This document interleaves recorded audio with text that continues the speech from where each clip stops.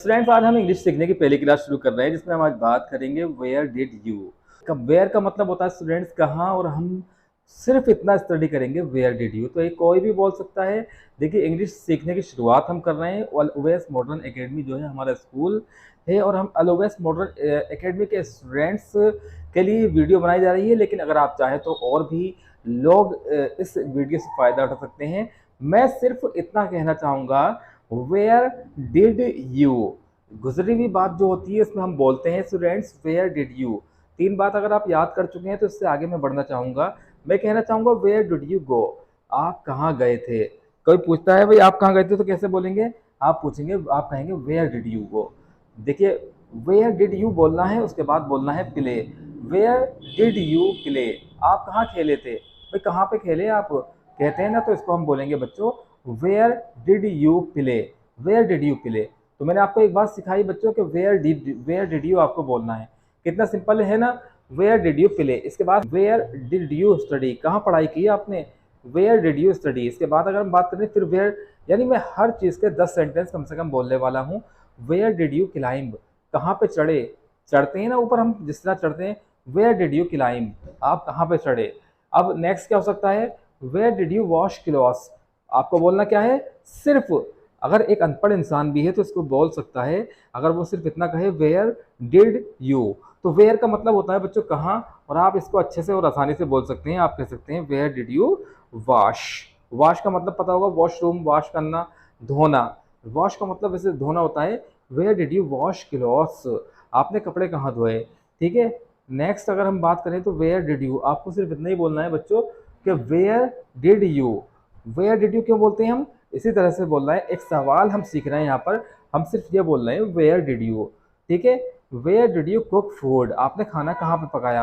अगर ये पूछना हो कि कहाँ पे पकाया, कोई दावत हो रही है, दावत में अगर आप ये पूछ रहे हैं कि भैया खाना कहाँ पकाया आपने, तो क्या बोलेंगे इसमें, where did you cook food. तो आपको सिर्फ एक ही चीज़ याद करनी है, मैं बार बार बोल रहा हूँ, I am saying you again and again, where did you.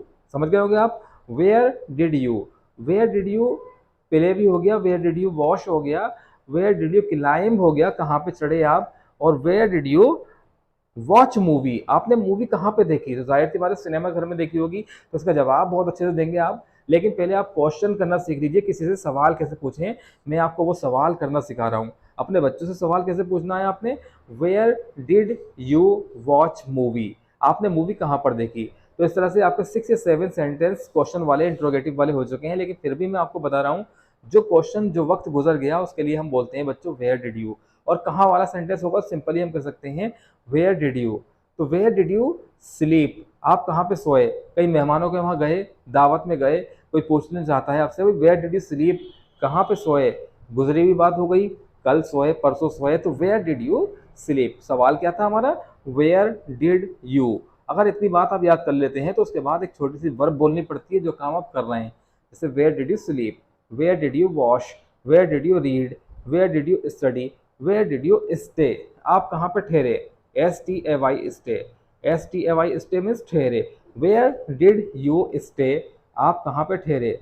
तो ऐसे भी कह सकते हैं, where did you stay in Sambhal, Sambhal में कहाँ पे ठहरे। तो जाहिर सी बात है किसी ना किसी होटल में ठहरे होंगे, किसी रेस्टोरेंट में ठहरे होंगे, इस तरह के किसी गेस्ट हाउस में ठहरे होंगे।